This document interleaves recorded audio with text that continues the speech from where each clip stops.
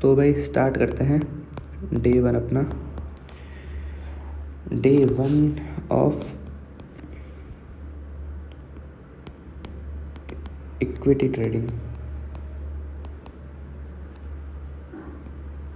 कुछ लोगों को पता नहीं होगा इक्विटी ट्रेडिंग का मतलब क्या है, तो उनको बेसिकली बता दूं कि जो भी स्टॉक्स होते हैं, स्टॉक्स में अपन अगर ट्रेडिंग कर रहे हैं तो उसको इक्विटी ट्रेडिंग बोलते हैं, और अगर इंडेक्स में कर रहे हैं तो वो अलग हो जाता है, फिर F&O एंड ऑल।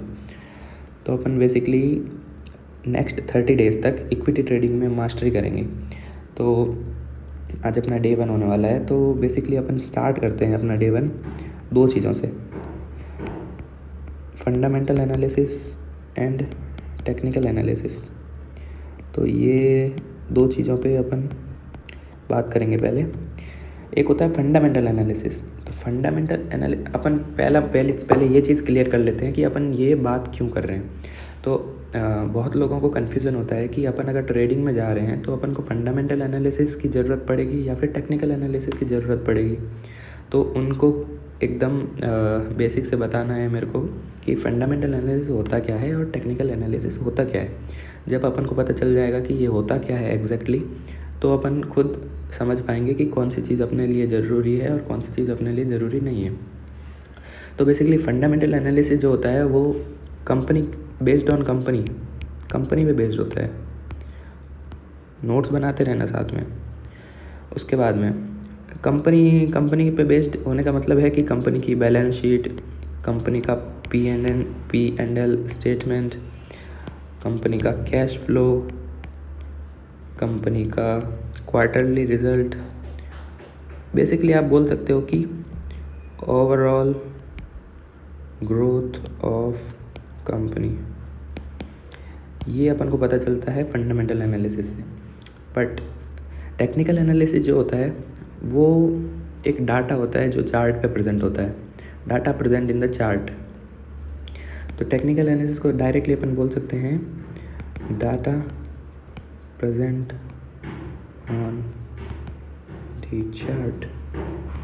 ठीक है। अब जो टेक्निकल एनालिसिस का एकदम बेसिक है वो मतलब किस पे बेस्ड होता है टेक्निकल एनालिसिस, जो चार्ट का डाटा है वो किस थ्योरी पे बेस्ड होता है, तो वो बेसिकली होता है based on demand and supply theory. ये बहुत इम्पोर्टेंट पॉइंट है कि जो टेक्निकल एनालिसिस होता है वो based on demand supply theory होता है। अपन आगे डिटेल में पढ़ने वाले हैं कि एक्चुअली डिमांड सप्लाई थ्योरी होती क्या है, वो कैसे वर्क करती है। तो अपन ने डिफरेंशिएट कर लिया दोनों को, फंडामेंटल एनालिसिस और टेक्निकल एनालिसिस को। तो अगर कोई इक्विटी ट्रेडिंग में घुसना चाहता है तो उसको फंडामेंटल एनालिसिस की कोई ज़रूरत नहीं है। ये बोल्ड स्टेटमेंट लिख लो कि फंडामेंटल एनालिसिस एक कंपनी का एनालिसिस होता है, और कंपनी का एनालिसिस हमेशा लॉन्ग टर्म इन्वेस्टमेंट के लिए किया जाता है। अगर तुम लॉन्ग टर्म इन्वेस्टमेंट कर रहे हो तो तुम्हें फंडामेंटल एनालिसिस की ज़रूरत पड़ेगी। बट अगर तुम इंट्राडे खेल रहे हो, स्विंग खेल रहे हो, तो तुम्हें टेक्निकल एनालिसिस की ज़रूरत पड़ेगी, और फंडामेंटल एनालिसिस का कोई ज़्यादा रोल नहीं रहेगा। अब कुछ ऐसे एक्स्ट्राऑर्डिनरी लोग होंगे वीडियो देख के बोलेंगे कि अरे यार तू तो फंडामेंटल का मना कर रहा है, फंडामेंटल से तो फंडामेंटल पे तो पूरी कंपनी बेस्ड होती है, ऐसा। तो भाई सिंपल सी चीज़ ये है कि अपन जितने भी इंट्राडे में खेलने वाले हैं वो सारे अपन निफ्टी 50 के स्टॉक्स उठाएंगे। ऐसा नहीं है कि अपन कोई ऐसी कंपनी उठाएंगे जिसका नाम भी ना सुना हो। तो बेसिकली जो कंपनी निफ्टी 50 में लिस्टेड है तो वो ऑलरेडी अच्छी कंपनियाँ होगी, सिंपल सी चीज़ है। अगर वो अच्छी कंपनी नहीं है तो वो उसकी इतनी औकात ही नहीं है कि वो वहाँ लिस्ट हो जाए। ठीक है। तो अपन को पढ़ना ही नहीं है फंडामेंटल एनालिसिस में। बेसिकली मेरे को 1 साल हो गया है, मेरे को 1 साल हो गया, पर मैंने अभी तक 1 साल में कभी भी फंडामेंटल एनालिसिस की तरफ देखा भी नहीं है। ठीक है। तो भाई अगर कुछ अचीव करना है ना तो जो बोल रहा हूँ वो मान लो।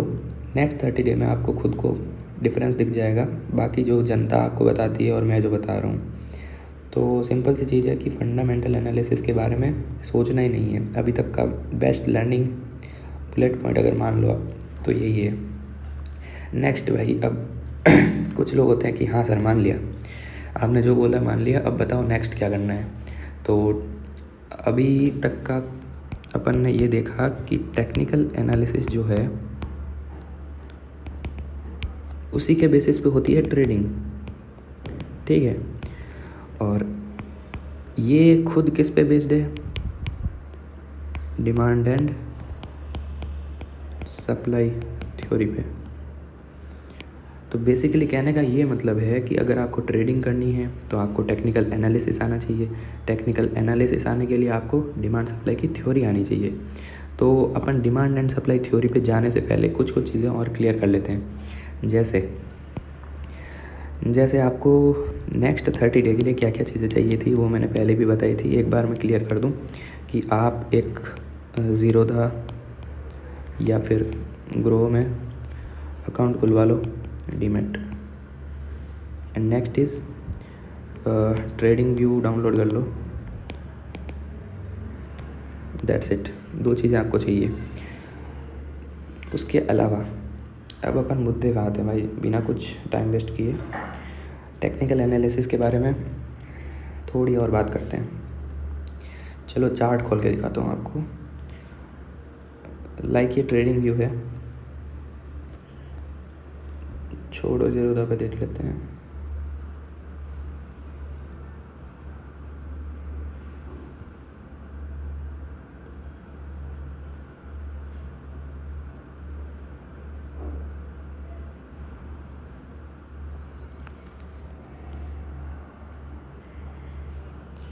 तो अपने सामने ये बहुत सारे चार्ट हैं।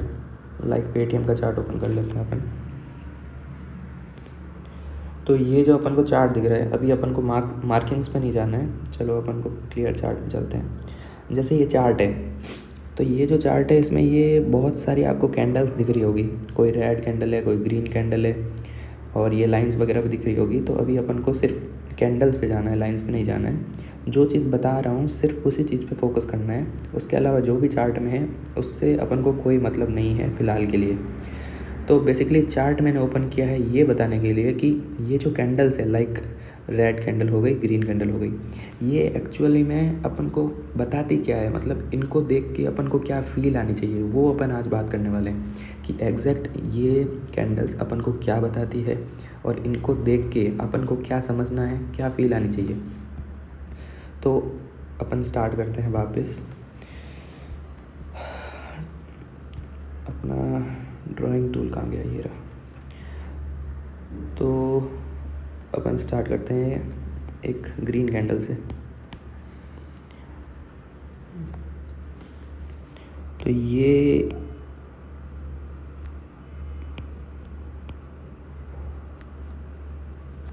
अच्छी कैंडल बनाते हैं यार, अच्छी अच्छी अच्छी।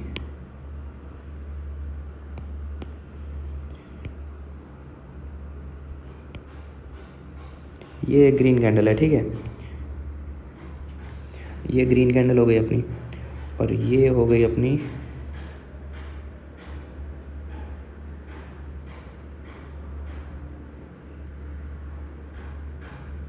इसको भी नाटक आ रहे हैं बहुत। ये हो गई रेड कैंडल, ठीक है। अब बेसिकली कैंडल्स के पार्ट क्या क्या होते हैं ये पढ़ने वाले हैं अपन सबसे पहले। तो कोई भी कैंडल होती है ना, तो उसमें बेसिकली 2 मेन पार्ट होते हैं। कौन कौन से मेन पार्ट होते हैं? तो 2 मेन पार्ट होने वाले हैं। एक होता है अपना बॉडी, एक होता है अपना विक पार्ट। तो बहुत सारे लोग कहीं ना कहीं यूट्यूब पे वीडियो देख के आए होंगे कि बॉडी विक में विक का क्या मतलब होता है। तो बेसिकली मेरी बस एक बात मान लो कि जितना भी आप सीखे हुए हो, जितनी भी चीज़ें आप जानते हो, वो अभी के लिए साइड में रख दो, और जो चीज़ मैं बता रहा हूँ बस उस चीज़ पे फोकस करो। क्योंकि 10 जगह से पढ़ोगे तो मैं बता रहा हूँ ना, आपका कुछ नहीं होने वाला है। अगर आप एक जगह पे फोकस करके पढ़ लिए तो आप डेफिनेटली प्रोग्रेस करोगे। तो मेरा कहने का मतलब है कि बेसिकली जो कैंडल स्टिक्स होती है उसमें 2 मेन पार्ट होते हैं। एक होता है बॉडी, एक होता है विक।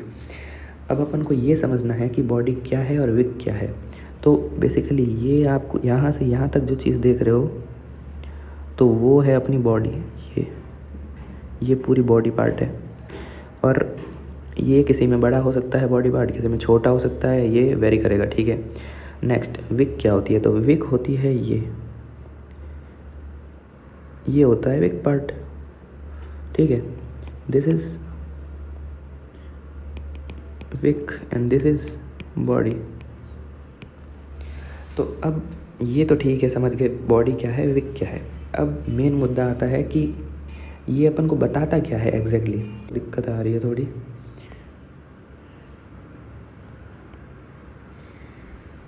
बेसिकली एक कैंडल है, कलर पे मत जाना, अभी कोई सी भी हो सकती है। तो अपन बात करने वाले हैं ये जो टॉप पोर्शन है, टॉप विक का टॉप पार्ट, इसको बोलते हैं इस कैंडल का हाई, ठीक है। और ये जो सबसे नीचे वाला बॉटम पॉइंट है, इसको बोलते हैं लो। तो अभी कभी भी अपन चार्ट में अगर बात करेंगे ना कि इस कैंडल का हाई ये है, इस कैंडल का लो ये है, इस कैंडल ने इतना हाई लगाया, इतना लो लगाया, तो आपको समझ में आना चाहिए कि अपन किस पॉइंट की बात कर रहे हैं। तो हाई का मतलब होता है ये, लो का मतलब होता है ये। अब एक और चीज़ है, जो ये कैंडल का अपना जो बॉडी पार्ट है, बॉडी का जो हाई है वो कुछ और बताता है। क्या बताता है, वो बताता है आइदर ओपन और क्लोज प्राइस। अब मैंने ऐसे क्यों बोला कि या तो ओपन बताएगा या क्लोज बताएगा, मैंने ऐसा इसलिए बोला क्योंकि ये डिपेंड करेगा कि कैंडल कौन से कलर की है। लाइक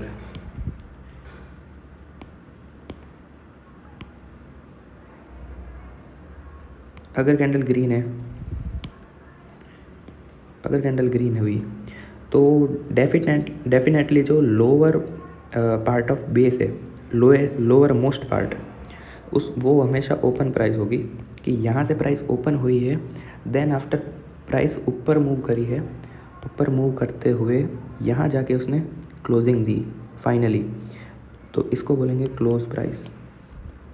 क्लोज पॉइंट बोल लो, क्लोज प्राइस बोल लो। ये हो गया ओपन कैंडल का, ये हो गया क्लोज। अब थोड़ा समझ आ रहा होगा कि एग्जैक्टली अपन थोड़ा फील आएगा, अभी एग्जैक्टली फील आ जाएगा लास्ट तक। अब अपन रेड कैंडल के बारे में बात करेंगे। तो रेड कैंडल का जो टॉप मोस्ट पॉइंट होगा वो होगा ओपन, कि कैंडल ने यहाँ ओपन करी प्राइस और फाइनली नीचे गई और यहाँ जाके फाइनली क्लोज करी, तो इसको बोल देंगे अपन क्या, इस पॉइंट को बोलेंगे क्लोज प्राइस या क्लोज पॉइंट, ठीक है। तो अपन ने बेसिकली ये समझ लिया कि कैंडल के दो पार्ट होते हैं। कैंडल का एक होता है बॉडी पार्ट, एक होता है विक पार्ट। बॉडी पार्ट होता है और विक पार्ट होता है। तो विक पार्ट अपन को बताता है कैंडल का हाई, कैंडल का low. Then after base body part जो होता है उसके जो हाई होते हैं और लो होते हैं वो बताते हैं ओपन प्राइस और क्लोज प्राइस को। फर्दर डिपेंड करता है कि कैंडल रेड है या कैंडल ग्रीन है, उस पर डिपेंड करता है कि क्लोज प्राइस ऊपर है या क्लोज प्राइस नीचे है। लाइक अगर ग्रीन कैंडल है तो हमेशा क्लोज प्राइस ऊपर होगी और ओपन प्राइस नीचे होगी। अगर कैंडल रेड है तो ओपन प्राइस ऊपर होगी और क्लोज प्राइस नीचे होगी। बेसिकली नाम सुनते ही फील आनी चाहिए ना कि ग्रीन कैंडल बनी ही तब होगी जब उसकी क्लोजिंग ऊपर हुई हो, और रेड कैंडल बनी ही तब होगी जब उसकी क्लोजिंग नीचे हुई हो, ठीक है। अब इसके भी अंदर अपन घुसने वाले हैं इन डेप्थ कि वो कैंडल एग्जैक्टली कैसे फॉर्म होती है। तो अपन को चार्ट में क्या है कि बहुत सारी कैंडल दिखती है। लाइक ये एक रेड कैंडल हो गई, ये फर्दर नेक्स्ट रेड कैंडल हो गई, ये भी एक रेड कैंडल हो गई। एग्जाम्पल के लिए बना रहे हैं अपन। अब थोड़ी और ग्रीन कैंडल बना लेते हैं। ये ग्रीन कैंडल हो गई। तो चार्ट में ऐसे अपन ने देखे ही होंगे पैटर्न, ठीक है। एक लास्ट ये बना लेते हैं और बस। अब अपन एग्जैक्ट फील लेने वाले हैं कैंडल की, एग्जैक्टली कैंडल काम कैसे करती है। तो भाई स्टार्ट करते हैं अपन कि बेसिकली अपन यहाँ से स्टार्ट करते हैं, यहाँ से। तो बेसिकली अगर अपन को अब यही सोचना है, ये जो चीज़ें पढ़ी है अभी तक, ये जो चीज़ें पढ़ी है इन चीज़ों पे फोकस करना है। ओपन क्लोज, अब कुछ बिगिनियर होंगे, उनको तो सब बढ़िया लग रहा होगा, लेकिन कुछ थोड़े बहुत पढ़े हुए ट्रेडर होंगे, लाइक यूट्यूब पे थोड़ा बहुत ज्ञान देख लिया होगा, तो भाई उनको भी मैं यही बोलूँगा कि थोड़ा पेशेंस रखो। एग्जैक्टली तुम बस नोट्स बनाते रहो, बेसिकली तुम्हें एडवांस में सीखने को मिलेगा डे बाय डे। ऐसे तो नहीं है कि मैं पहले ही दिन आपको बिल्कुल एडवांस चीज़ बता दूँ, तो बहुत लोगों को हवा भी नहीं लगेगी।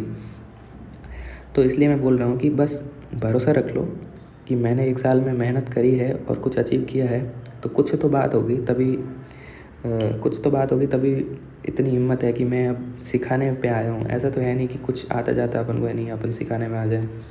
तो भाई सिंपल सी चीज़ें, भरोसा रखो, आपको ज़रूर उस भरोसे की वैल्यू पता चल जाएगी आफ्टर 30 डेज़।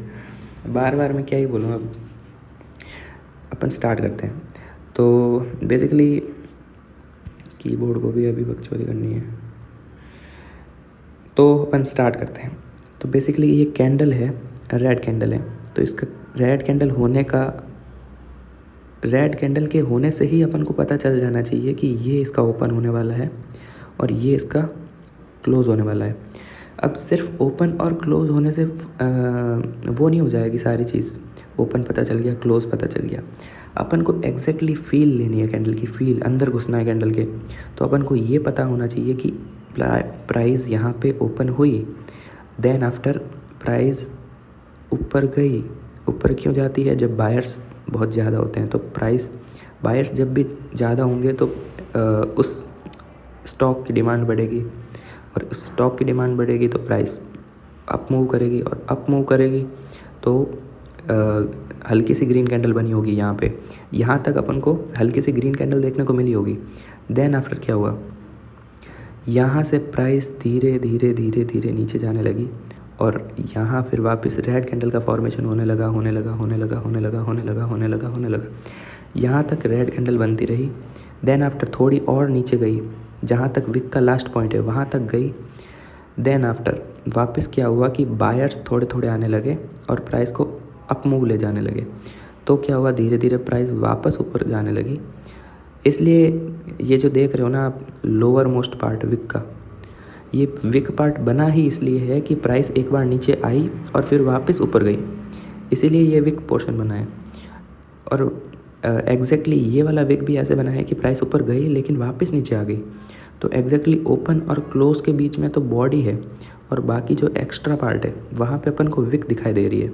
तो एग्जैक्टली ये फील हर जगह पे आना चाहिए। जैसे नेक्स्ट प्राइस यहाँ पे क्लोज हुई, तो यहाँ पे ओपन हुई, फिर प्राइस हल्की सी ऊपर गई, ग्रीन कैंडल बनाई, लेकिन वापस हुई, नीचे आई, फिर रेड कैंडल बनाई, फिर पूरी नीचे गई, फिर वापस हल्की सी ऊपर आई, यहाँ आके क्लोज़ करी, यहाँ ओपन हुई, हल्की सी ऊपर गई, वापस नीचे आई, फिर वापस ऊपर गई, यहाँ आके क्लोज़ करी। अब नेक्स्ट यहाँ से प्राइस ओपन हुई, और ग्रीन कैंडल में अपन को क्या पता होता है कि ग्रीन कैंडल में ओपन प्राइस नीचे होती है। तो ये क्या भला है कि यहाँ क्लोज़ हुई तो भाई यहाँ ओपन होनी चाहिए, ऐसा अपन ने अभी तक देखा। तो ये एग्जैक्टली होती क्या है, इसको बोलते हैं गैप डाउन। बेसिकली डिटेल में अपन बाद में देखेंगे, अभी बस एक वर्ड सुन लो कि गैप डाउन का मतलब है कि प्री मार्केट में कुछ बाइंग आती है, जिसकी वजह से प्री मार्केट में कुछ सेलिंग आती है तो गैप डाउन होती है। प्री मार्केट में अगर थोड़ी बाइंग आती है तो गैप अप ओपनिंग होती है। तो ये गैप डाउन होती है यहाँ ओपनिंग। यहाँ होने के बाद हल्की सी प्राइस नीचे जाती है, देन आफ्टर ऊपर जाती है, और यहाँ आने के बाद सेलिंग प्रेशर आता है और प्राइस फर्दर नीचे आती है थोड़ी सी, और यहाँ आके फाइनली क्लोज हो जाती है। अब नेक्स्ट प्राइस ग्रीन में हमेशा नीचे ओपन होती है, ओपन होके हल्की सी सेलिंग आई, फिर वापस रुकी, फिर वहाँ से वापस बाइंग आनी स्टार्ट हुई, और यहाँ तक बाइंग आई, फिर देन आफ्टर वापस थोड़ी सी सेलिंग आई, और यहाँ आके प्राइस क्रॉस हुई, यहाँ पे ओपन हुई, यहाँ पे नीचे आई, यहाँ पे। अब तो भाई समझ गए होंगे ना चीज़। तो बेसिकली ये चल रहा है कैंडल स्टिक्स पैटर्न। जो भी कैंडल स्टिक है उनमें बेसिकली अंदर घुस के अपन ने देख लिया है कि एग्जैक्टली हो क्या रहा है, प्राइस मूवमेंट कैसे हो रहा है, और वो कैंडल अपन को क्या शो कर रही है। तो नेक्स्ट टाइम अपन कभी भी कैंडल देखेंगे तो अपन को बेसिकली ये फील आनी चाहिए कि हाँ प्राइस कैसे मूव करी है, ऐसे यहाँ से यहाँ गई, यहाँ से यहाँ गई, यहाँ से यहाँ ओपन हुई, ये सारी चीज़ अपन को फील आनी चाहिए। ठीक है, तो आज के लिए मेरे हिसाब से बहुत हो गया है। बेसिकली अपन ने कैंडल को इन डेप्थ समझ लिया है, क्लोजिंग, ये सब। तो फाइनली मैं आपको एक बार रिकैप दे देता हूँ आज का।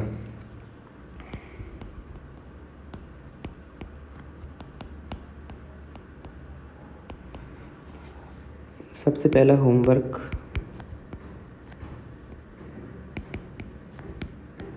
Make your own notes. भाई मैंने अपनी जर्नी में खुद के हाथ से नोट्स बनाए थे, तो आप लोगों को भी यही बोलूँगा कि अपने हाथ से नोट्स बनाओ। कोई पीडीएफ, कोई प्रिंटेड नोट्स काम नहीं आने वाले हैं। सिंपल सी चीज़ बता रहा हूँ, कभी काम नहीं आने वाले हैं जब तक अपने हाथ से नोट्स नहीं बनाओगे, कैंडल हाथ से नहीं बनाओगे। मैं अपने खुद के नोट्स भी बता दिखा दूँगा एक वीडियो में, मैंने बोला भी है प्लान करूँगा। तो बेसिकली आपको नोट्स बनाना आज से ही चालू कर देना है। दूसरा होमवर्क है कि अब आपको चार्ट खोलना है और चार्ट खोल के कैंडल्स देखनी है। सी कैंडल्स देखनी है बस, चार्ट खोल के। हाँ यार, कैंडल ऐसी दिखती है। फेमिलियर होना है कैंडल्स के साथ चार्ट खोल के। अब चार्ट खोलना ऐसा नहीं है, कोई भी चार्ट खोलो, कोई दिक्कत नहीं है। अभी आपको जाना, इस पॉइंट में नहीं जाना है कि आपको कौन सा चार्ट खोलना है। कोई सा भी चार्ट खोलो, कैंडल्स देखो। कैंडल्स आपको हर चार्ट में मिलेगी। नेक्स्ट अपना होमवर्क है, जो भी चीज़ें आज पढ़ाई है वो रिवाइज़ करनी है आफ्टर नोट्स मेकिंग। और मोस्ट प्रोबेबली जो नेक्स्ट वीडियो है वो नेक्स्ट वीडियो कल आएगा। तो वेट फॉर नेक्स्ट वीडियो, और नेक्स्ट वीडियो में और इससे नेक्स्ट लेवल की चीज़ें पढ़ेंगी। तो ये तो हो गया अपना होमवर्क। तो उसके बाद में आप आते हैं रिव्यू। आज का जो भी टॉपिक पढ़े हैं, तो भाई सबसे पहले अपन ने क्या पढ़ा, technical analysis versus fundamental analysis. Exactly क्या होता है ये बता दिया, एग्जैक्टली ये क्या होता है ये भी बता दिया। अपन को ट्रेडिंग में क्या ज़रूरत पड़ेगी, अपन को ट्रेडिंग में ज़रूरत पड़ेगी ओनली टेक्निकल एनालिसिस। और ये किस पे बेस्ड होता है, ये होता है अपना डिमांड एंड सप्लाई थ्योरी पे। देन नेक्स्ट चीज़ अपन ने क्या पढ़ी टेक्निकल एनालिसिस के बाद में, उसके बाद में अपन ने पढ़ी कि टेक्निकल डिमांड सप्लाई थ्योरी होती है। उसके बाद में अपन ने देख लिया कि चार्टिंग पैटर्न्स, ये अपन ने देख लिया कि जो चार्टिंग पैटर्न्स है, या फिर अपन को डीमैट अकाउंट किस में खुल पाना है। उसके बाद में अपन आए कैंडल्स पे। Then candle sticks. तो बेसिकली अपन ने पढ़ा कि बॉडी और विक क्या होता है, एग्जैक्टली ओपन प्राइस और क्लोज प्राइस कहाँ होती है, कैंडल का हाई कैंडल का लो कहाँ होता है। उसके बाद में अपन ने एग्जैक्टली फील ले लिया, अपन ने कैसे मूव करती है प्राइस। ठीक है, तो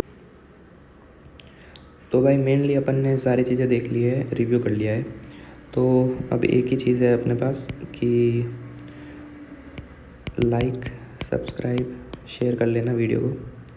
अपने इस वीडियो का टारगेट होने वाला है 100 व्यूज़ ओनली। पता है मेरे को 100 व्यूज़ भी बहुत बड़ी बात है स्टार्टिंग में। देन 25 लाइक्स होने वाले हैं।